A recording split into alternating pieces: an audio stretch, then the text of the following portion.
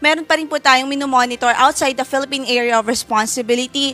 At huling nakita po yan sa layong 780 kilometers east of Guiuan, Eastern Samar. Tropical depression pa lang ho ang kanyang kategory sa ngayon. 55 kilometers per hour near the center ang kanyang maximum sustained winds at yung gustiness niya ay umaabot sa 70 kilometers per hour. Pero in-expect natin sa projection po natin, posible pa po itong lumakas sa mga susunod na araw bago po ito tuluyang lumapit sa ating area, lumapit sa landmass po natin. In-expect po natin bukas ay papasok po ito sa ating PAR o sa ating area of responsibility. So ang ating advice ay mag-monitor po tayo sa mga updates na ipapalabas po ng Pag-asa. So ang kanyang movement as of today, west-northwestward at 20 kilometers per hour.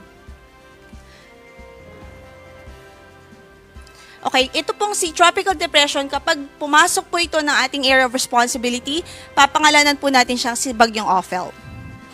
So yan muna pong latest. Ang next po nating update ay sa lagay po na ating mga dams.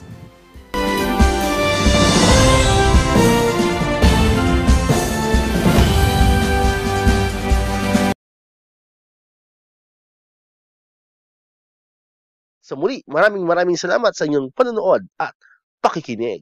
Once again, El Maestro, see you on my next vlog. Bye-bye!